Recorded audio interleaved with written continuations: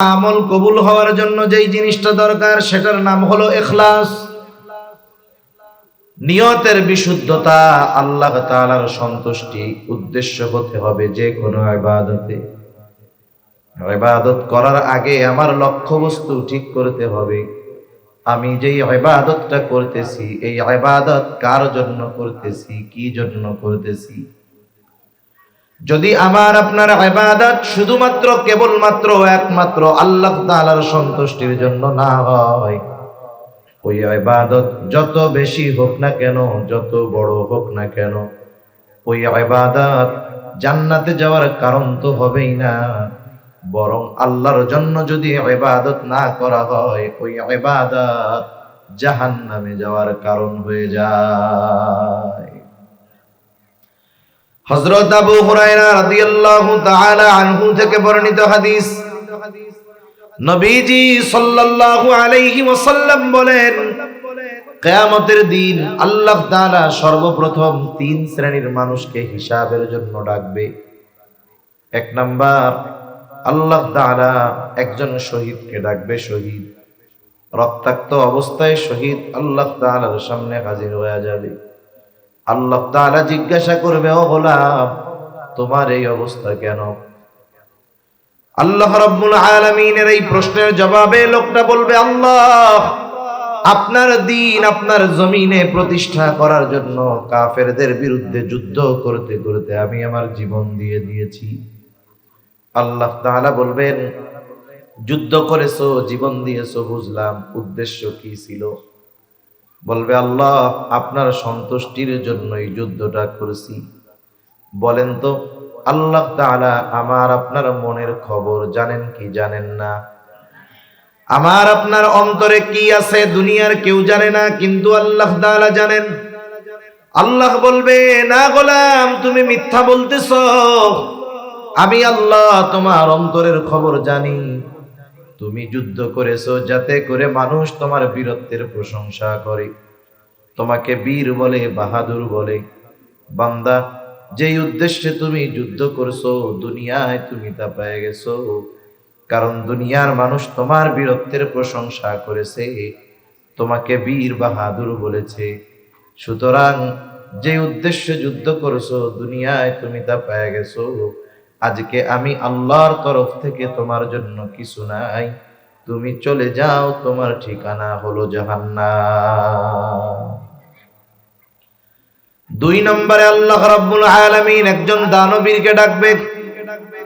আল্লাহ তাআলা জিজ্ঞাসা করবে, বান্দা, আমি আল্লাহ তোমাকে অনেক সম্পদ দিয়েছিলাম, সম্পদ কি করছো? লোকটা বলবে, আল্লাহ, আপনার দেওয়া সম্পদ আমি দান করেছি, মাদ্রাসায় দিয়েছি, মসজিদে দিয়েছি। অসহায় যে, তাকে জীবন পরিচালনার জন্য খরচ দিয়েছি। ঘর নাই, তাকে ঘর বানায় দিছি। যার রাস্তা নাই, তারে রাস্তা বানায় দিছি। আল্লাহ তাআলা জিজ্ঞাসা করবে, উদ্দেশ্য কি ছিল? ওই লোকটা বলবে, আল্লাহ, শুধুমাত্র আপনার সন্তুষ্টির জন্যই করেছি। আল্লাহ তাআলা বলবে, না বান্দা, তুমি মিথ্যা বলতেছ। আমি আল্লাহ তোমার অন্তরের খবর জানি। তুমি দান করেছো যাতে করে মানুষ তোমার দানের প্রশংসা করে, তোমাকে দানবীর বলে।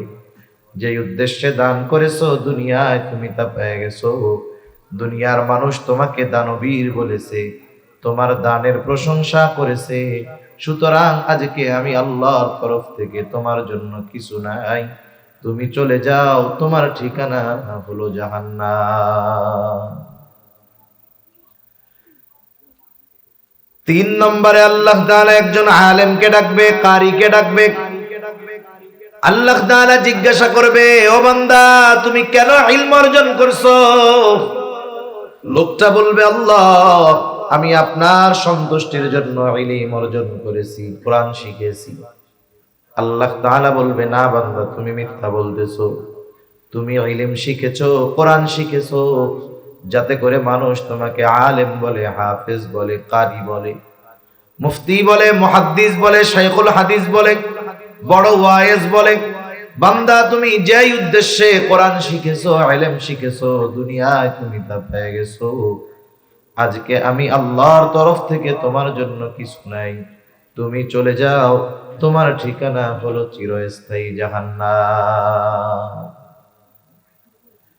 উনি ওনার কাজ করুক, আপনি এদিক খেয়াল করেন, লাইটটা একটু উপরে উঠাই দিলেই হবে। দেখেন, একজন মানুষ জীবন দিয়ে দেওয়া, এটা কি সাধারণ ব্যাপার নাকি? ছোটখাটো ব্যাপার জীবন দেওয়া? আল্লাহর রাস্তায় জীবন দিছে, যুদ্ধ করতে করতে নিজের জীবন দিয়ে দিছে, কষ্ট করে উপার্জন করেছে সম্পদ, সেই সম্পদ মানুষের জন্য দান করে দিছে। সারা জীবন ডাইলের পানি খাইয়া এই ব্যক্তি আলেম হইছে। এত কষ্ট ত্যাগ স্বীকার করার পরেও এই বিষয়টা আল্লাহর জন্য না হওয়ার কারণে এটা তার নাজাতের কারণ হয় নাই, বরং জাহান্নামে যাওয়ার কারণ হয়ে গেছে। ঠিক কিনা বলেন? তাহলে ইবাদত যত বড় হোক, যত বেশি হোক, আল্লাহর সন্তুষ্টির জন্য যদি না হয়, বলেন তো ওই ইবাদতের কোনো দাম আছে নাকি? ওই ইবাদতের দাম তো নাই, শুধু ভ্যালুলেস তা না, বরং ওই ইবাদত জাহান্নামে যাওয়ার কারণ হয়ে যাচ্ছে। এজন্য আমরা আমাদের সকল ধরনের ইবাদত, ছোট হোক বড় হোক, কার জন্য করব? জবান খুলে বলেন, আর একটু জোরে বলেন, কার জন্য? আমি একজন মানুষকে সাহায্য করব আল্লাহর জন্য, একজনের সাথে ভালো আচরণ করব আল্লাহর জন্য। ছোট বড় যত ধরনের ইবাদত আছে সব আল্লাহর সন্তুষ্টির জন্য করব। ছোট ছোট ইবাদত যদিও হয়, যদি আল্লাহর জন্য হয়, ওই ইবাদত আশা করা যায় আমার আপনার নাজাতের কারণ হতে পারে। তাহলে ইবাদত কবুল হওয়ার এক নম্বর শর্ত, যে কোনো ইবাদত ছোট হোক বড় হোক, উদ্দেশ্য হবে এই ইবাদত আমি কার জন্য করতেছি? আল্লাহর জন্য। মানুষকে দেখানোর জন্য করব না। কেন? এইটা ভাই বন্ধই করে দেন, আপনি বন্ধ করে দেন, নিচেরটা বন্ধ করে দেন। বলেন তো ইবাদতের একমাত্র হকদার কে? খিদা লাগছে নাকি আপনাদের? একটু জোরে বলেন, কার? ইবাদতের একমাত্র হকদার কে? আল্লাহ। এখন কেউ যদি ওই ইবাদত আরেকজনকে দেখানোর জন্য করে, তাইলে এক নম্বরে আল্লাহর হক নষ্ট করে, আল্লাহর হক নষ্ট করে। দুই নম্বর, ইবাদতের সাথে অন্যর সন্তুষ্টি বা অন্যকে দেখানোর জন্য করার কারণে ইবাদতের মধ্যে শিরক হয়, আল্লাহর হক নষ্ট হয়, শিরক হয়। এখন ওই ইবাদত দিয়ে জান্নাতে যাওয়ার উপায় আছে? ওইটা তো জাহান্নামে যাওয়ার কারণ হবে। সেই জন্য ইবাদত কবুল হওয়ার তথা আমলে সালেহ হওয়ার এক নাম্বার উদ্দেশ্য যেটা, যে আমার আপনার ইবাদত হতে হবে আল্লাহর জন্য। দুই নাম্বার, আমলকে যদি আমলে সালেহ হিসাবে পরিণত করতে হয়, সকল ধরনের ইবাদত হবে রাসূলুল্লাহ সাল্লাল্লাহু আলাইহি ওয়াসাল্লামের পদ্ধতিতে। গোটা দুনিয়ায় এমন কোন ইবাদত নাই যেই ইবাদতের পদ্ধতি নবীজি দেখায়া যান নাই অথবা বলেন নাই। এরকম কোন ইবাদত আছে যেটা নবীজি দেখায়ও যান নাই অথবা নবীজি ওই ইবাদতের পদ্ধতি বলেও যান নাই? এরকম কোন ইবাদত আছে? ইবাদত যত ছোট হোক আর যত বড় হোক, সব ইবাদতে নবীজির পদ্ধতি আছে। শুধুমাত্র বিবাহ শাদীর মধ্যে মনে হয় রাসূলুল্লাহর তরিকা নাই। বিবাহ শাদীর মধ্যে আছে। আমার আফসোস লাগে, গোটা বাংলাদেশের মধ্যে দুইটা জেলা সবচেয়ে উলামায়ে কেরামের পদাচারণা বেশি, আলেম ওলামা বেশি, ঘরে ঘরে আলেম। একটা হলো চট্টগ্রাম আর একটা হলো সিলেট। আমার আফসোস লাগে, এই দুই জেলার মধ্যে বিবাহ শাদীতে যেই পরিমাণ অপচয় হয়, এক বছরে দুই জেলায় বিবাহ উপলক্ষে যে খরচ হয়, বাকি 62টি জেলায় ওই খরচ হয় না। সবচেয়ে বেশি অপচয় করে এই চট্টগ্রাম আর সিলেটের মানুষ বিবাহের মধ্যে। এই বিবাহতে মনে হয় নবীজির তরিকা নাই, আছে তো? তাহলে এই ধরনের কেন হয়? আকাশ চুম্বি, গগন চুম্বি ওই কাবিন নামার টাকা না লেখলে চিটাগাং আর সিলেটের মানুষদের ভালো লাগে না। বিবাহ শাদীর মধ্যে বিশাল আয়োজন, এক বাড়িতে বিবাহ সংগঠিত হইতে কয় ঘন্টা লাগে? 1 ঘন্টা লাগে। আরে ইজাব কবুল বুঝেন, বিবাহ হয় কিসের মাধ্যমে? সাক্ষী আছে, ইজাব কবুল, প্রস্তাব দিছে, কবুল বলছে, বিবাহ শেষ। এই বিবাহ সংগঠিত হওয়ার জন্য 2 মিনিটও লাগে না। কিন্তু যেই বাড়িতে বিবাহ হবে 2 মাস ধইরা ওই বাড়িতে বিবাহের আয়োজন টের পাওয়া যায়। গায়ে হলুদ, এই হলুদ, সেই হলুদ, এগুলো সব হিন্দুয়ানা প্রথা। হিন্দুদের কর্ম মুসলমানের ঘরে ঢুকছে, আফসোস লাগে যেই ঘরে এই কর্ম চলতেছে হয়তো ওই ঘরে একজন আলেম আছে। এগুলারে আমরা কিছুই মনে করতেছি না, আমরা আরো ক্রেডিট মনে করি যে অমুকের বিবাহর চাইতে আমার বিয়ায় খরচ বেশি হয়েছে, আমার বিবাহেতে কাবিননামা বেশি লেখা হয়েছে। মনে রাখবেন, কেউ যদি সামর্থ্যের বাইরে কাবিন লেখা মনে মনে এই নিয়ত করে, আরে খাতা কলমে লেখছি, দেওন কি এত লাগবো নাকি, এই নিয়ত যদি করে, তাহলে সে তার স্ত্রীর সাথে যতবার মেলামেশা করবে প্রত্যেকবার তার জিনার গুনাহ হবে। অথচ রাসূলুল্লাহ সাল্লাল্লাহু আলাইহি ওয়াসাল্লাম বিবাহের কত সুন্দর পদ্ধতি বলে দিছে আমাদের। বিবাহে বেশি খরচ হওয়া ক্রেডিট না। আমরা তো দেখি কোটি টাকার কাবিনও 1 বছরও টিকে না, ঠিক কিনা বলেন? আবার আমাদের অনেক মুরব্বী আছে, কাবিন নামা অল্প কয় টাকা, যুগের পর যুগ স্বামী স্ত্রীর মহব্বত, এনাদের বয়স যত বাড়ে মনে হয় মহব্বত আরো তত বাড়ে, ঠিক না? আর এখনকার জামানায় আগেই চিন্তা করে মেয়ের বাপ যে বাপসাপ দুনিয়া, 50 লাখের কমে যদি কাবিন লেখি কোন সময় আমার মেয়েরে ছেড়ে দেয় তা ঠিক আছে, যদি কাবিনটা 50 লাখ লেখি, যদি সাইডাও দেয় কমপক্ষে মামলা দামলা কইরা 1 কোটি টাকা উসুল করা যাবে। নিয়তি তো খারাপ, মাগার সংসারে শান্তি আসবে কোত্থেকে? এখন খরচ হয় বেশি, তবে বরকত নাই। অথচ নবী কি বলেন? ইন্না আ'যামান নিকাহি বারাকাহ আইসারুহা মাউনা। নবীজি বলেন, যেই বিবাহের মধ্যে খরচ কম সেই বিবাহের মধ্যে বরকত বেশি। এজন্য আপনারা আস্তে আস্তে ওই ট্র্যাডিশন থেকে ফিরে আসেন, সুন্নাতের দিকে আসেন, ইনশাআল্লাহ আল্লাহ বরকত দিবে। কারণ বিবাহ বিচ্ছেদ যেই কয়েকটা জেলায় বেশি হয়, এর মধ্যে চট্টগ্রাম জেলা একটা। এই কাজটা যেন না হয়। আপনারা যারা আছেন, বিবাহ শাদী দেওয়ার মতো লোক আছে অথবা যারা করবে, তারা দৃঢ় প্রতিজ্ঞাবদ্ধ হোক যে আমরা আমাদের বিবাহ এই পটিয়া মাদ্রাসায়, জিরি মাদ্রাসায় অথবা মসজিদে বিবাহ হবে, সুন্নাত তরিকায় হবে। কনে পক্ষের উপরে ওই বরযাত্রী খাওয়ানোর নামে এই জুলুম আমরা চাপায়া দিব না। 400-500 লোক আপনার আত্মীয় স্বজনদের যদি এত খাওয়ার গলা হয়, আপনার টাকা দিয়ে খাওয়ান, আপনি মেয়ের বাপরে কষ্ট দেন কেন? আপনার আত্মীয় স্বজনের গলা যদি এরকমই হয়, না খাইলে ভরবে না, তাহলে আপনি আপনার আত্মীয় স্বজনকে খাওয়াবেন আপনার টাকা দিয়ে। আপনি কেন মেয়ে পক্ষের উপরে চাপায়া দেন? 15-20 প্রকারের আইটেম চাপায়া দেন। আবার বিবাহ শাদীতে যেই পরিমাণ অপচয় হয়, ইচ্ছা করে অপচয় করে অনেকে। তাহলে বলেন তো, এই ধরনের বিভাগের মধ্যে বরকত থাকবে? শান্তি থাকবে?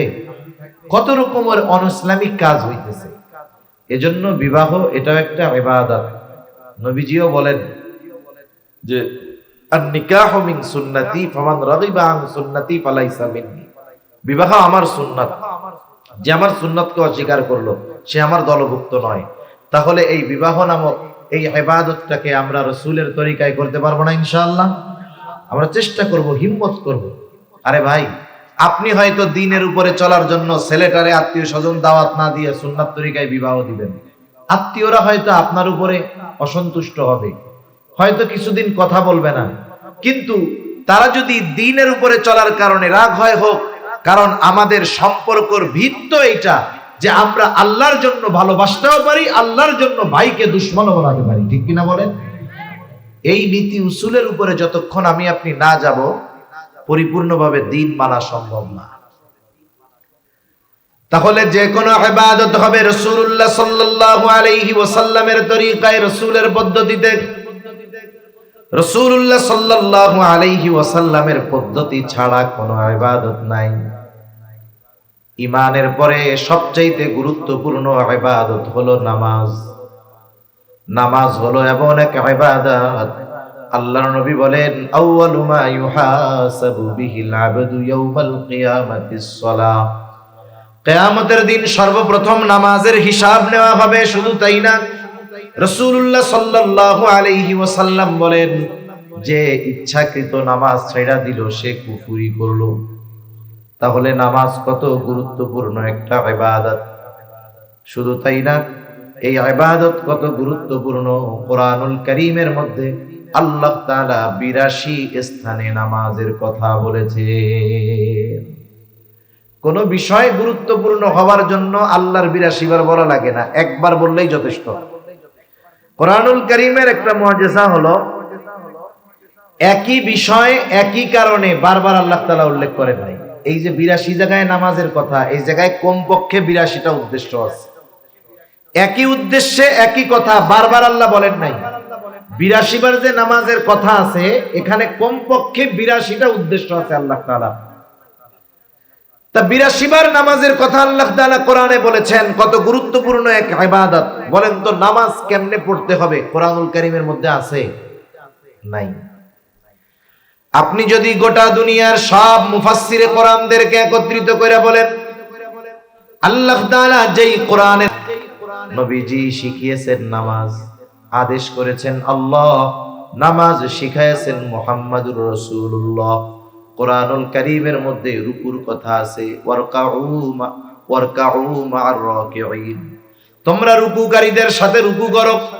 রুকু অর্থ ঝুঁকা, ঝুঁকে পড়া। এখন কতটুকু ঝুঁকতে হবে, কিভাবে ঝুঁকতে হবে, এই কথা বিস্তারিত আল্লাহ তাআলা বলেন নাই। নবীজি প্র্যাকটিক্যাল রুকু কেমনে করতে হবে, কতটুকু ঝুঁকতে হবে, কতটুকু মাথা নোয়াতে হবে, কতটুকু সমান থাকবে, এই বিষয়গুলো পরিপূর্ণ আমাদের শিখিয়েছেন মুহাম্মাদুর রাসূলুল্লাহ। এজন্য নবীজির কিছু সুন্নাত আছে যেগুলো ফরজ, কিছু সুন্নাত আছে ফরজ, কিছু সুন্নাত আছে সাধারণ সুন্নাত, কিছু সুন্নাত আছে যেগুলো ওয়াজিব। তাহলে যে কোনো ইবাদতের পদ্ধতি হবে মুহাম্মাদুর রাসূলুল্লাহ সাল্লাল্লাহু আলাইহি ওয়াসাল্লামের। ৩ নাম্বার, ইবাদত আল্লাহর দরবারে কবুল করানোর জন্য যেই ইবাদত করবে সেই ইবাদতের মাসলা মাসাইল গুলো জানতে হবে। রাসূল আকরাম সাল্লাল্লাহু আলাইহি ওয়াসাল্লাম এই জন্য জানায় দেন, তালাবুল ইলমি ফারিদাতুন আলা কুল্লি মুসলিম, দ্বীনি ইলম শিক্ষা করা প্রত্যেক মুসলমান নরনারীর উপরে ফরজ। এখন একজন নামাজ পড়বে, সে যদি নামাজের মাসলা মাসাইল গুলো না জানে, তাহলে তার নামাজ হলো কি হলো না, নামাজ ভেঙে গেল কি গেল না, সে নিজেও জানতে পারবে না। কথা বুঝতেছেন? মাথা জাগাইতেছেন, কিন্তু আমার নজর বলতেছে আপনাদের খেয়াল কথার দিকে নাই। এটা বোঝা যায়, এখানে যারা বসে কথা বলতে, এরা লাখ মানুষ যদি, লক্ষ মানুষ যদি সামনে থাকে, এমনিই বোঝা যায় যে মানুষের খেয়াল আছে কিনা। তাকায় থাকলেই তো হবে না, কিন্তু খেয়াল যে নাই এটা আমি এমনি বুঝতে পারছি। তাহলে যেই ইবাদত করতে হবে সেই ইবাদতের মাসালাগুলো জানতে হবে। এখন নামাজের যেই মাসালাগুলো আছে, কোন নামাজি যদি মাসালাগুলো পরিপূর্ণ না জানে, নামাজের ফরজ কোনগুলো, ওয়াজিব কোনগুলো, নামাজ ভাঙ্গে কিসে, ওযু ভাঙ্গে কিসে, এই কারণগুলো যদি না জানে, তাহলে দেখা যাবে যে অনেক সময় সে নামাজ পড়তেছে কিন্তু তার নামাজ হয়নি। এখন নামাজ পড়ার ক্ষেত্রে নামাজের ফরজ আছে বাহিরে ভিতরে 13 ফরজ, জানা আছে আপনাদের?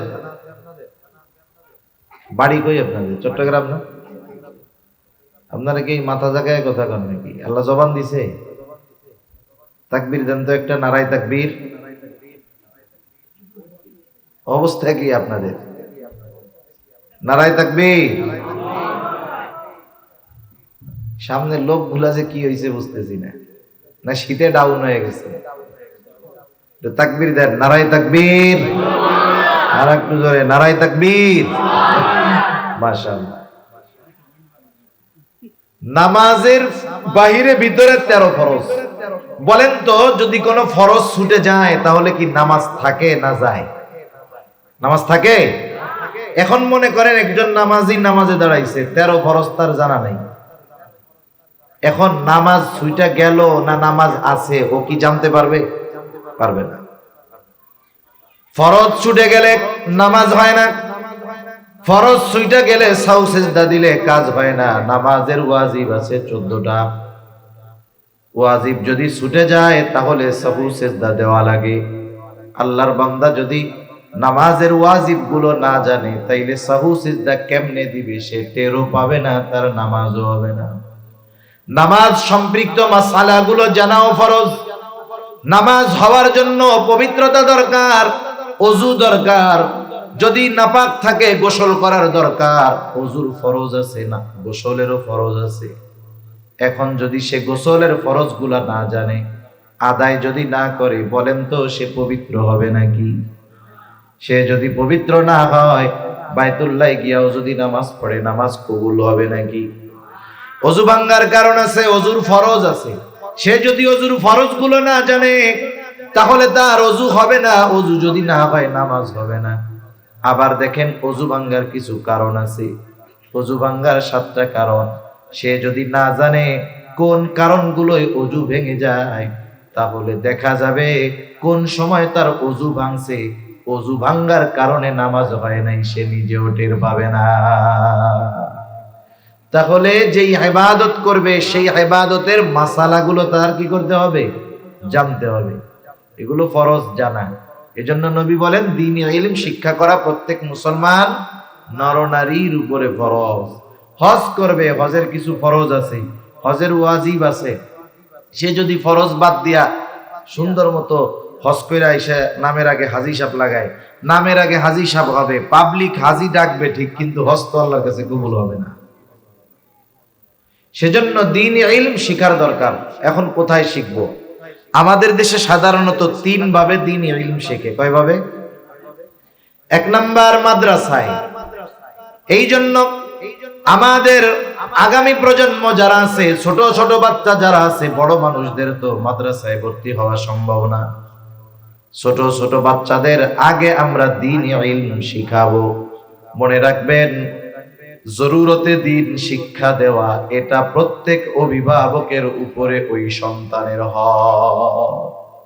আপনি যদি আপনার ছোট বাচ্চাকে, আপনার অধীনস্থ যারা আছে এদেরকে যদি জরুরতে দ্বীনের যেই জ্ঞান অপরিহার্য ফরজ, এই পরিমাণ দ্বীনি ইলম যদি আপনি আপনার সন্তানকে না শেখান, 1 নম্বরে সন্তানের হক নষ্ট করলেন। 2 নম্বরে ওই সন্তান যদি বদ্দিন হয়, কিয়ামতের দিন ওই সন্তান আপনার জান্নাতে যাওয়ার বাধা হয়ে দাঁড়ায়। এজন্য আমরা শুধু সন্তানদেরকে দুনিয়াবি লাইনে বড় করার চেষ্টা করি। ডাক্তার, ইঞ্জিনিয়ার, টাকার মেশিন আর এটিএম বুথ বানাইতে চাই। পটিয়ার মানুষ তো সব ব্যাংকের মালিক, পটিয়ার মানুষ না।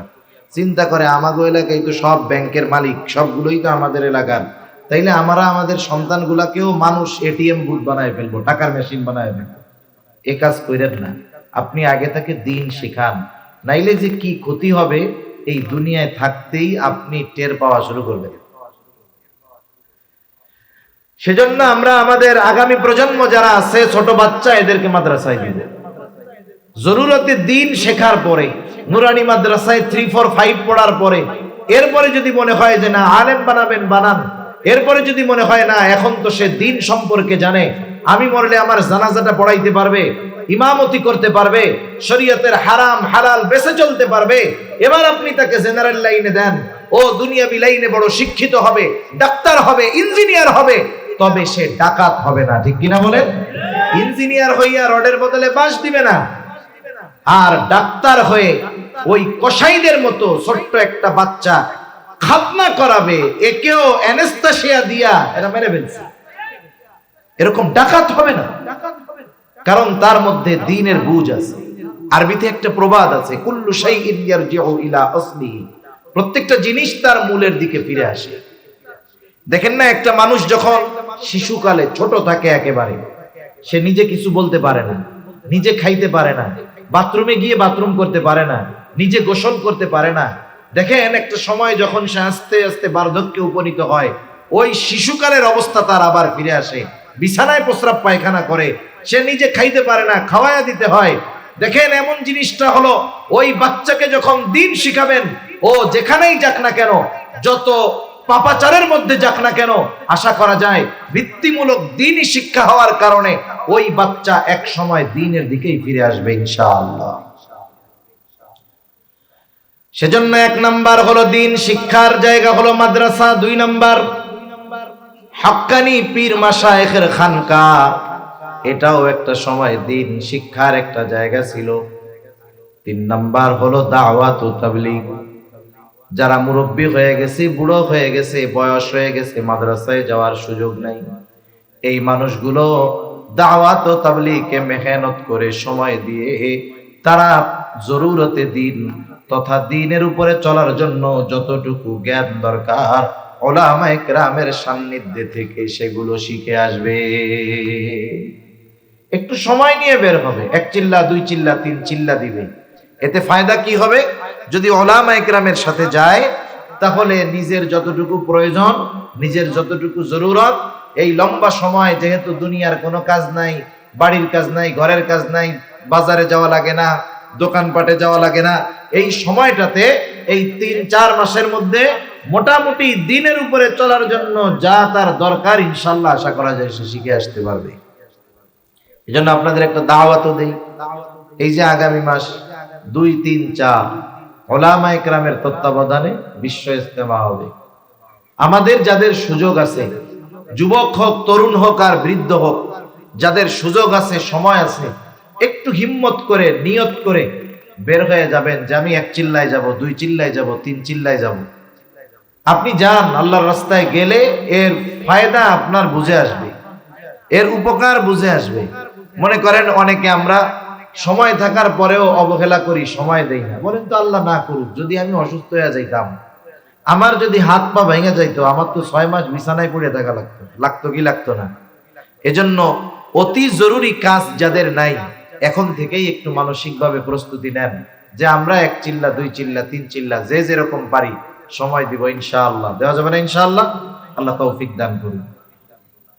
তাহলে যে কথা বলতেছিলাম, আমলে সালেহ হওয়ার জন্য 1 নাম্বার শর্ত হলো ইখলাস, 2 নাম্বার শর্ত হলো সুন্নাত, 3 নাম্বার শর্ত হলো ইলম তথা যেই আমল করবে সেই আমলের ব্যাপারে পরিপূর্ণ জ্ঞান অর্জন করবে। 4 নাম্বার ইবাদত কবুল হওয়ার অন্যতম শর্ত হলো হালাল খাবার। হালাল খাবার, হালাল খাবার ছাড়া ইবাদত কবুল হয় না। আল্লাহ রাব্বুল আলামিন হালাল খাবারের ব্যাপারে কতটা গুরুত্ব দিয়েছেন। হালাল খাবার যেমন জরুরি, সাথে সাথে হালাল উপার্জনটাও জরুরি।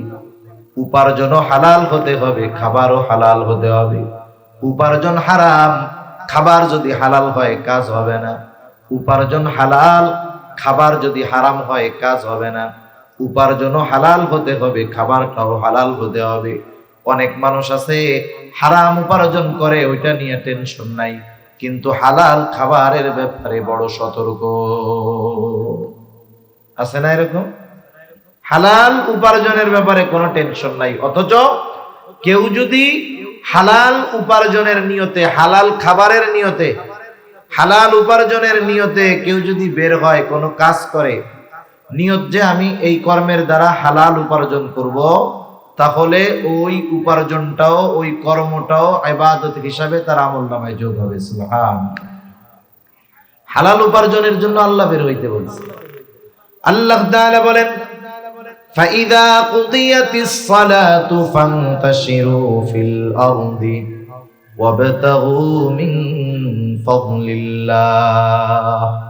আল্লাহ রাব্বুল আলামিন বলেন, ফাইদা কুদিয়াতিস সালাহ ফান্তাশিরু ফিল আরদ, তোমরা নামাজ শেষ করার পরে জমিনের মধ্যে ছড়ায় পড়ো। কি করবা জমিনে ছড়ায়া? ওয়াবতাগু মিন ফাদলিল্লাহ, আল্লাহর দেওয়া অনুগ্রহ থেকে অনুগ্রহ অন্বেষণ করো। বলেন তো আল্লাহর অনুগ্রহ হালালের মধ্যে নাকি হারামের মধ্যে? হালালের মধ্যেই আছে আল্লাহর অনুগ্রহ। এখানে উদ্দেশ্য হলো নামাজের পরে তোমরা হালাল উপার্জনের জন্য জমিনের মধ্যে ছড়ায় পড়ো, আর ওইখান থেকেই উপার্জন করো যেই জায়গায় আল্লাহ তাআলার অনুগ্রহ আছে। হারামের মধ্যে আল্লাহর অনুগ্রহ নেই, হালালের মধ্যে আল্লাহর অনুগ্রহ, হারামের মধ্যে আল্লাহর অনুগ্রহ নাই। এজন্য কেউ যদি হালাল উপার্জনের নিয়তে বের হয় তারটা ইবাদত। নবীজি বলেন, কাসমুল হালালি ফরিদাতুন বাদাল ফরিদা, ফরজ ইবাদতের পরে অন্যতম ফরজ ইবাদত, অন্যতম ফরজ ইবাদত হলো হালাল উপার্জন করা। কিন্তু আফসোস, আজকে হালাল উপার্জনের চিন্তা আমাদের মধ্যে নাই। আমরা চিন্তা করি যেই পাশ দিয়ে যা আসে কামাই নিতে পারি যত। আজকে হারাম উপার্জনটাকে আমরা সাধারণ মনে করি। অনেকে যাদের সুযোগ আছে ঘুষ খাওয়ার সুযোগ, মাথায় টুপি মুখে দাড়ি নামাজ পড়া হিসাব ঘুষ খায়, আবার ঘুষ রে নাম বদলায়া খায়, আছে না নাই? ঘুষের কত নাম আছে জানেন? ঘুষের এক নাম হলো স্পিড মানি, মানে যেই টাকা দিলে কাম তাড়াতাড়ি হয়। ঘুষের আর এক নাম হলো চা খাওয়ার পয়সা। চা খাইতে কয় টাকা লাগে? এক কাপ চার দাম 10 টাকা, ভালো হোটেলে খাইলে নিলে 50 টাকা। কিন্তু ওরা যে কোন কাপে আর কি চা খায় আল্লাহ জানে। যেটা কম খায় ওইটারও বলে এক কাপ চার দাম 1000 টাকা। কয় চা পানের কিছু টাকা দিলেন না?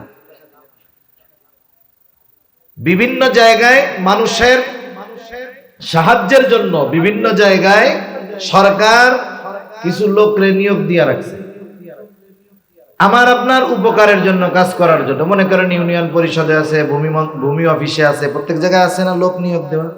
সরকার তাকে মাস শেষে বেতন দেয় না? এ বেতনটা দেয় কোথার থেকে? জনগণের ট্যাক্স থেকেই তাকে দেওয়া হয়। তার মানে আমি আপনি ওই সমস্ত অফিসে গিয়ে তারা যে আমাদের উপকার করে তা না, বরং আমাদের উপকার করার কারণে আমরা তাদেরকে টাকা দেই, ফিস দেই। টাকাটা সরাসরি তার হাতে যায় না, গভর্নমেন্টের মাধ্যমে তার কাছে যায়। কিন্তু আফসোস, ওইসব চেয়ারে যারা বসছিল পাবলিকের খেদমত করার লাইগা, পাবলিকের খেদমত করার জন্য, কিন্তু উল্টা পাবলিকের যাইয়ে তাকে খেদমত করা লাগে। আপনি যদি বলেন আমার এই কাগজটা দরকার, দেখবেন ও 3 ঘন্টায় খুঁজে পায় নাই। টেবিলের তল দিয়ে একখান ধরাই দিবেন, দেখবেন 3 মিনিটও লাগবে না, বের হয়ে চলে আসছে। এটা এক ধরনের জুলুম। ঘুষ তো আছে, হক নষ্ট, জুলুম। সেজন্য এই ধরনের কাজ কাম করা যাবে না।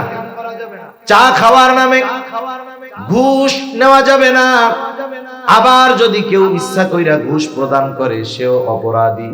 আর রাশি ওয়াল মুরতাশি ওয়ার রায়েশ, ঘুষ দাতা, ঘুষ গ্রহীতা আর মধ্যস্থতাকারী উভয়ে সমান অপরাধী। আমাদেরও অভ্যাস খারাপ। আমরা গিয়া বলি ভাই কাজটা কইরা দেন, চা পানের টাকা দিমুনে। আরে ওইটা তো কাজটা করাই তোর দায়িত্ব। আপনি আগে গিয়ে কেন চা পানের কথা বলেন? তার মানে আপনিও অপরাধী, ও অপরাধী। আবার যদি কেউ মধ্য থেকে মধ্যস্থতা কইরা দেয়, ও সমান অপরাধী। এজন্য সাবধান, এই ধরনের খারাপ কাজের মধ্যে আমরা যাব না। এগুলো খুব খারাপ কাজ। উপার্জনটা করতে হবে হালাল। মানুষ উপার্জন যা হোক এটার দিকে নজর দেয় না, খাবার হালাল কিনা এটার দিকে খুব দেখে। মনে করেন একজন লোক এরকম স্পিড মানি দিয়া পকেট ভরে ফেলছে। স্পিড মানি মানে ঘুষের টাকা তার পকেটে ভরা। এখন বাজারে আসছে, নামাজ কালামও আবার পড়ে। মাঝে মধ্যে আমরা ওই যে অনলাইনে দেখি যে ভাইরাল হয়েছে, নামাজি ব্যক্তি টুপি মাথায় দিয়ে খাইতেছে ঘুষ টুস।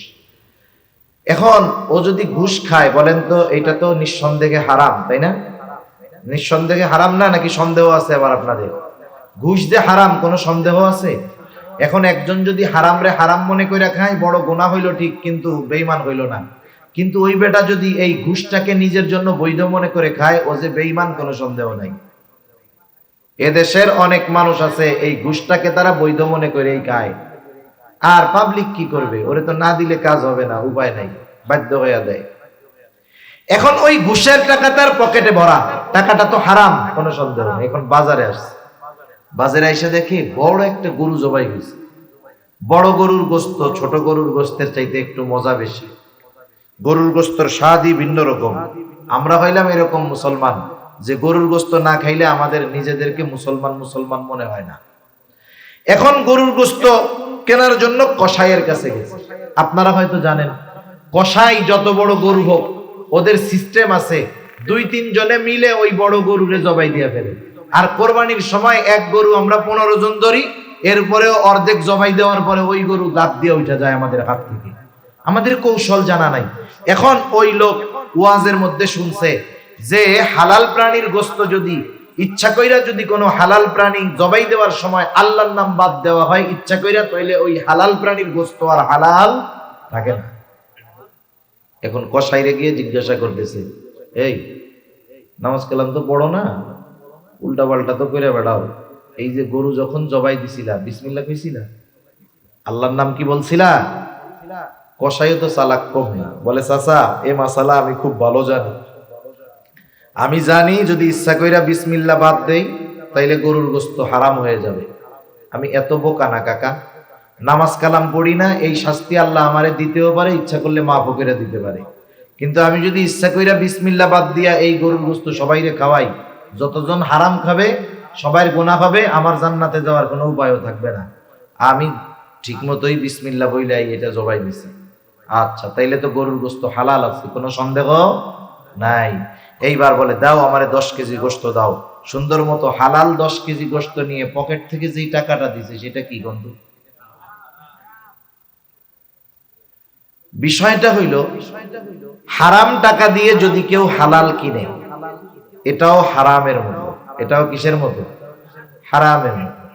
কেউ যদি ভালো জিনিস, একজন জমজম পানি নিয়ে আসছে সৌদি আরব থেকে, জমজমের ফজিলত শুইনা ও চিন্তা করছে পানি তো চাইলে দিবে না, তাহলে চুরি করে খেয়ে ফেলি। বলেন তো, পানি ঠিকই জমজমের খাইলো, কিন্তু কামটা কি হইছে? সোয়াব হইছে? গুনাহ হইছে না? এই যে টাকাটা আনছে ওটা অন্যের হক নষ্ট করে আনছে। এখন ও যে হালাল জিনিস কিনলো, ও তো হালাল টাকা দিয়ে কিনে নাই, ওটাও হারামের মতো। এজন্য উপার্জন হতে হবে হালাল, সাথে সাথে খাবারটাও হতে হবে হালাল। এখন কেউ যদি হারাম উপার্জন করে, হারাম খায়, বড় বড় কয়েকটা ক্ষতি হয়। 1 নাম্বার ক্ষতি, যে হারাম খায়, হারাম উপার্জন করে, আল্লাহ রব্বুল আলামিন তার দোয়া কবুল করে না। দোয়া কবুলের যত সময় আছে, যত স্থান আছে, হারাম খরের কোন দোয়া কবুল হয় না। ও বাইতুল্লাহর গেলাফ ধরে যদি ঝুলে থাকে তাও ওর দোয়া কবুল হবে না।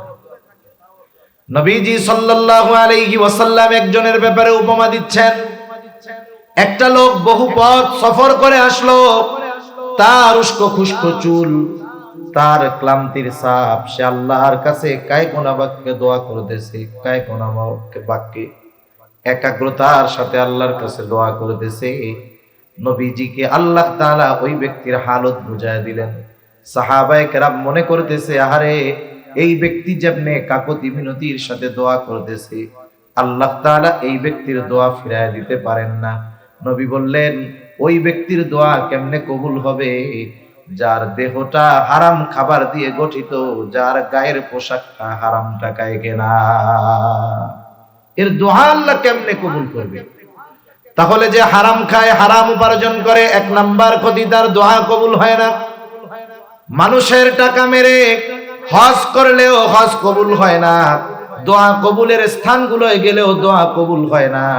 2 নাম্বার ক্ষতি, নবীজি বলেন, লা ইয়াদখুলুল জান্নাতা জাসাদুন গুদিয়া বিল হারাম, হারাম বক্ষণকারীর শরীর জান্নাতে প্রবেশ করবে না। একটু খেয়াল করেন, হারামের 1 নাম্বার ক্ষতি, দোয়া কবুল হয় না। 2 নাম্বার ক্ষতি, জান্নাতে যাওয়া যাবে না। 3 নাম্বার ক্ষতি, যে হারাম খায় আল্লাহ তাআলা তার ইবাদত কবুল করে না। আল্লাহ তাআলা কোরআনুল কারীমের মধ্যে বলেন, ইয়া আইয়ুহার রাসূলু কুলু মিনাত তাইয়্যিবাতি ওয়া'মালু সালিহা। আল্লাহ তাআলা বলেন, সব রাসূলগণের উপরে আল্লাহ তাআলার নির্দেশ, ও রাসূলগণ, কুলু মিনাত তাইয়্যিবাত, আপনারা পবিত্র খান তথা হালাল খান। এরপরে আল্লাহ তাআলা বলেন, ওয়া'মালু সালিহা, আর আমলে সালেহ করেন। বুজুর্গানে দ্বীন উলামায়ে কেরাম বলেন, এর দ্বারা এই বিষয়টা স্পষ্ট হয়ে যায়, যার খাবার পবিত্র নয় তথা যার খাবার হালাল নয়, তার আমল কখনো আল্লাহর দরবারে কবুল হবে না। 4 নাম্বার ক্ষতি, কেউ যদি হারাম রে হালাল মনে করে, সে জান্নাতে তো যাবেই না, বরং সে বেঈমান হবে। কেউ যদি সুদের টাকারে হালাল মনে করে, ঈমান থাকবে না যাবে? আমাদের দেশে কত মানুষ আছে কষ্ট করে উপার্জন করে, লাস্টে শেষ বয়সে এসে হারাম খায়া খায়া মরে। একজন লোক মনে করেন সে চাকরিকালীন সময় ইবাদত বন্দেগী করার টাইম পায় না, ঘুষ টুসও খায় না, যতটুকু তার বেতন ততটুকু দিয়ে কষ্টে মষ্টে সংসার পরিচালনা করে। এইবার ওই লোকটার চাকরিকালীন সময় শেষ, চাকরিকালীন সময় শেষ, এখন সে মসজিদ থেকে আর বাহিরই হয় না। আগে মসজিদে ঢুকতে পারতো না, এখন মসজিদ থেকে কি হয় না, বাহির হয় না। এখন একজন তারে জিজ্ঞাসা করতেছে, কি ব্যাপার চাচা, আগে তো নামাজ কালাম পড়তেন না, এখন তো দেখি মসজিদ থেকে বাইরে হন না। ভাই আগে তো উপার্জনের টেনশনে পরিবার চালাবো কেমনে এই চিন্তায় নামাজ পড়ার টাইম পাইতাম না। তা কি বলেন, আগে তো চাকরি ছিল, এখন তো চাকরি নাই। বলে আলহামদুলিল্লাহ আগের চেয়ে আরো ভালো আছে। কেমনে ভালো আছে? বলেন চাকরি শেষ হয়েছে, 80 লাখ টাকা পাইছি। কত পাইছি? 80 লাখ টাকা পাইছি। এই 80 লক্ষ টাকা একসাথে ব্যাংকের মধ্যে ফিক্সড ডিপোজিট করে জমায় রাখছি। এখন মাসে মাসে 50,000-এর উপরে ওই জায়গা থেকে পাই, আলহামদুলিল্লাহ ভালো চলতেছে। এখন কোন তো এই যে ফিক্সড ডিপোজিটে রাখা মাসে মাসে যে টাকায় ডিম পাড়ে আর খায়, এই টাকা হালাল না হারাম? সুস্পষ্ট সুদের টাকা, খাইতেছে সুদের টাকা, বলতেছে আলহামদুলিল্লাহ। কেউ মনে করেন মদ খাবে, মদ খাওয়া হারাম। কেউ যদি মদ খায় সে বেঈমান হবে না, কিন্তু বড় এক গুনাহ করলো। কিন্তু কেউ যদি একটু ঠাট্টা মস্কারি করতে যায়, কয় বিসমিল্লাহ কইয়া মদ খায়, ও সাথে সাথে বেঈমান হয়ে যাবে, কোনো সন্দেহ নেই। খাইতেছে সুদের টাকা, বলে আলহামদুলিল্লাহ। এই যে ওইটাকে হালাল মনে করতেছে, বৈধ মনে করতেছে, হারামকে হালাল মনে করার কারণে সে ঈমান হারা হয়ে যাইতেছে। ঠিক কিনা বলেন? এজন্য আমরা যেই বিষয়গুলো আলোচনা করতেছিলাম, আল্লাহ তাআলা বললেন ইমানদার নারী হোক আর পুরুষ হোক, সে যদি আমলে সালেহ করে, কয় ধরনের পুরস্কার জোরে বলেন?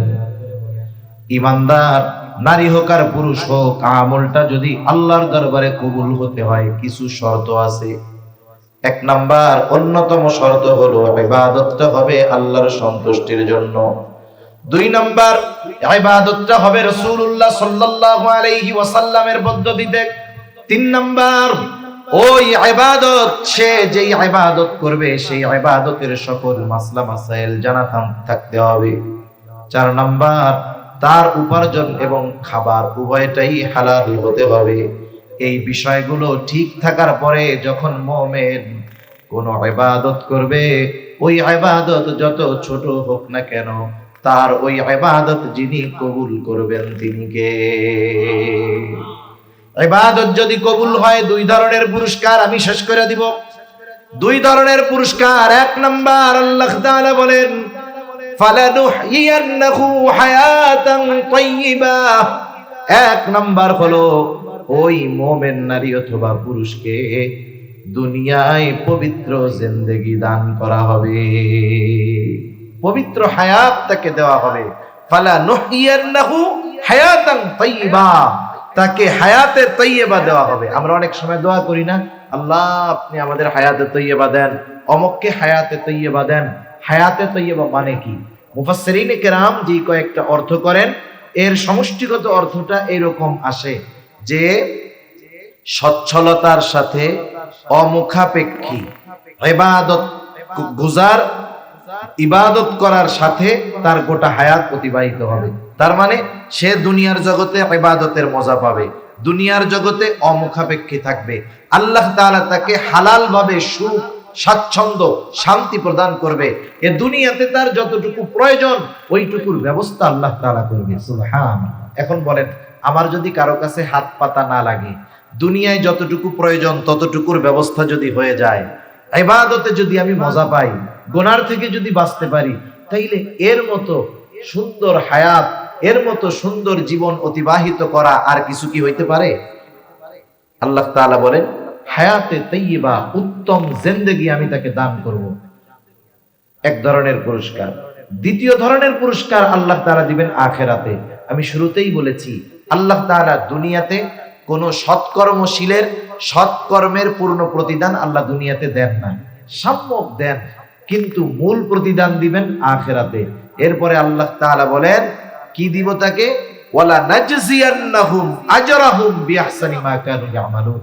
দুনিয়াতে সে যা ইবাদত করছে ওই ইবাদতের তুলনায় অনেক অনেক গুণ বেশি উত্তম প্রতিদান আমি আল্লাহ তাআলা তাকে দিব। সুবহানাল্লাহ। তাহলে আমরা যেই ইবাদত করি দুনিয়ায়, ওই ইবাদতের চাইতে বহুগুণ বেশি উত্তম প্রতিদান আল্লাহ তাআলা আমাদেরকে আখিরাতে দিবেন।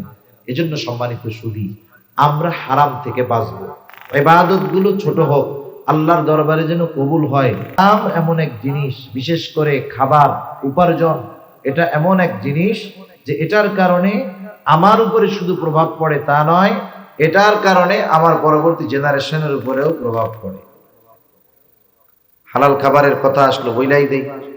আপনারা যারা সোশ্যাল মিডিয়ায় ফেসবুক আছে দেখবেন, কয়দিন ধরে একটা ছবি আমরা দেখতেছি যে একটা পেজ থেকে এরকম ছাড়ছে যে এই মাসে মূল লাগো 20 কেজি গরুর মূত্র, গোমূত্র আর গোবর খাওয়াইছি। এরকম ছবি কেউ দেখছেন আপনারা? দু একজন দেখছেন কিনা জানি না। এটা খুব আকারে এখন চলতেছে। তার মানে কি বোঝা গেল? আমরা যে মিষ্টি খাই অমুসলিমদের দোকান থেকে, মুরব্বীদের মুখে খালি শুনতাম যে গরুর মূত্র দেয়, মাঝে মধ্যে গোবর দেয়, এখন ওরা নিজেই এটার স্বীকৃতি দিচ্ছে যে এটা আমরা দিয়ে মুসলমানদের খাওয়াই। একটা হলো স্বাভাবিক গায়রত এক জিনিস, রুচিশীলতা এক জিনিস, আর একটা হলো ইমানি গায়রত। অমুসলিম হিন্দুদের দোকান থেকে মিষ্টি কেনা খাওয়া জায়েজ আছে, এটা হলো সাধারণ মাসালা। কিন্তু আপনি যদি জানেন বা নিশ্চিত হন যে ওই খাবারের সাথে আপনাকে আমাকে নাপাক মিশায় খাওয়ানো হয়, তখন কি খাওয়া যাবে? সব জায়েজের উপরে আমল করা যায় না। অনেক জায়েজ আছে, ওই ধরনের জায়েজ কাজ করতে গেলে রুচিতে বাঁধে। একটা উদাহরণ দিই, কষ্ট নিয়েন না। একজন মনে করেন থুতু ফালাইছে এই জায়গায়, নিচেই ফালাইলো থুতু। বলেন তো থুতু কি হারাম নাকি? থুতু কি হারাম? যদি হারাম হইতো তাইলে তো কত গিলি আমরা রোজার মাসেও খাই। থুতু যেটা মুখে আসে, মাত্রাতিরিক্ত যদি না হয়, স্বাভাবিক যেটা আসে ওটা গিললে রোজা ভাঙে না। এখন থুতু যদি হারামই হইতো তাইলে তো রোজা ভেঙে যাইতো, গুনাহ হইতো। এখন থুতু একজন নিচে ফেলছে, এখন কেউ যদি ওই থুতু আবার জিহ্বা দিয়া চাইটা খাইয়া উঠায়, এটা হারাম হবে না, ওটা তো জায়েজ আছে। ওটা তো খাবার হারাম না, ওটা তো জায়েজ, খাইলে তো গুনাহ হবে না। কিন্তু বলেন তো এই জায়েজ কাজ যদি আপনারে আমারে 1000 টাকা দিয়া বলে, হুজুর আসছেন ঢাকা থেকে এত কষ্ট করে, এক কাজ করেন এই জায়গায় আপনার থুতু ফালান, আবার একটু জিহ্বা দিয়া চাইটা খান, আপনার 2000 টাকা দিয়া দিন। এটা আমি জীবনেও করব না। আপনাদের কেউ দিলে করবেন? জায়েজ কাজ তো 2000 টাকা কামাই হইব। তাহলে কিছু জায়েজ কাজ আছে যেটা করতে রুচিতে বাঁধে। এটা আমি আমার কথা বলতেছি, আমি অনেক আগের থেকে চেষ্টা করি অমুসলিমদের দোকান থেকে, বিশেষ করে যেগুলো তারা নিজেরা বানায়, নিজেদের প্রস্তুতকৃত খাবার, মিষ্টান্ন, এইসব, এটা থেকে বেঁচে থাকার জন্য। আমার ওই রকম রুচিতে আসে না। কিন্তু যখন এইটা দেখলাম, এখন তো দেখলাম এটা ইমানি গায়রতের বিষয় হয়ে দাঁড়িয়েছে। এজন্য খাবারের ক্ষেত্রে আমরা চেষ্টা করব যে পবিত্র এই খাবারগুলো খাওয়ার। খাবারের প্রভাব আছে, খাবারের কি আছে? প্রভাব আছে। আমার আলোচনা শেষ, দুই একটা কথা বলতেছি। দেখেন, ইসলামী শরীয়তে অনেক ধরনের প্রাণী, অনেক ধরনের খাবার আমাদেরকে খাইতে নিষেধ করা হয়েছে। একটা উদাহরণ দেই, আমরা খাই গরু। বলেন তো গরু তৃণভোজী পশু, গরু তৃণভোজী পশু, ওই শাক সবজি লতা পাতা খড় এগুলা খায়। ইসলামী শরীয়তে শুকরকে হারাম করা হয়েছে। আপনারা কি শুকর দেখছেন? শুকর খুব ভালো জায়গা থাকে না? ও খায় কি দেখছেন? কি করে? ও যেই জায়গা দিয়ে যায় 3 কিলোমিটার ধরে কি গন্ধ, অবস্থাটা ও নোংরা থাকে, অপরিষ্কার থাকে, অপরিচ্ছন্ন থাকে। এটা হলো স্বাভাবিক যুক্তির কথা। এই যে এই ধরনের প্রাণীগুলো, ওরা যা খায়, ওরা যেভাবে চলে, ওইগুলো খাওয়া মানুষের রুচিতেই এমনি মানা করে, ধুর ওগুলো কি খাওয়া যায় নাকি, কি অবস্থা। কিন্তু ইসলাম তো আগের থেকেই হারাম করছে। সাথে সাথে চিকিৎসা বিজ্ঞান বলে যারা শুকরের গোশত খায়, এর দ্বারা শুকরের গোশতের মাধ্যমে এক ধরনের কৃমি আছে, কৃমি, ওগুলো দেহের মধ্যে উৎপন্ন হয় এবং ওইটা থেকে মানুষের বড় বড় রোগ হইতে পারে, ক্যান্সার হতে পারে, মৃত্যুর কারণ হতে পারে। এজন্য ইসলাম খানা দানার ব্যাপারেও, খাবারের ব্যাপারেও যথেষ্ট সতর্কতা অবলম্বন করছে। ইসলাম কোনো জিনিস কাঁচা খাইতে বলে নাই, রান্না করে সিদ্ধ করে খাইতে বলছে। কত সুন্দর সিস্টেম। এজন্য খাবারের প্রভাব মানুষের উপরে পড়ে। এটা খাবারের হোক আর উপার্জনের হোক। যেমন যারা হারাম উপার্জন করে, দেখবেন হারাম উপার্জন করে, সুদ খায়, ঘুষ খায়, যারা সুদ ঘুষ খেয়ে অভ্যস্ত, দেখবেন তাদের হৃদয় কঠোর হয়ে যায়। মানুষ বিপদে পড়লেও সুদখোর ঘুষখোর মানুষকে সাহায্য করে না, ওরা শুধু অর্থ চিনে। এই জন্য উপার্জন হারাম হলেও ওর একটা প্রভাব পড়ে, খাবার হারাম হলেও ওর একটা প্রভাব পড়ে। উপার্জন হালাল যারা করে, কষ্ট হলেও দেখবেন তাদের এই হালাল খাবারের একটা প্রভাব আছে। আবার খাবার যারা হালাল হালাল খায়, খাবার যত নরমাল হোক, এই খাবারেরও একটা প্রভাব আছে, ঠিক কিনা বলেন? যারা আবেদ হালাল খায় তারা ইবাদতের মজা পায়, হালাল খাবারের প্রভাব তার চেহারার মধ্যে পাওয়া যায়। আর যেগুলো হারাম খায়, হারাম উপার্জন করে, ওর গায়ের চামড়া যত সাদা হোক না কেন, ওর চেহারার মধ্যে ওই যে একটা কর্কশতা, হারামের যে একটা প্রভাব, এটা তার চেহারার মধ্যে বিস্তার লাভ করে। সেজন্য আমরা আমাদের আমলগুলাকে আমলে সলেহ হিসাবে পরিণত করার জন্য যে কাজগুলো করার দরকার আমরা করব তো ইনশাআল্লাহ। সর্বোপরি কথা, হারাম খাবো না, হারাম উপার্জন করব না, অন্যরটা মেরে খাবো না, তাহলে কিয়ামতের দিন আল্লাহ তাআলার কাছে ধরা পড়তে হবে।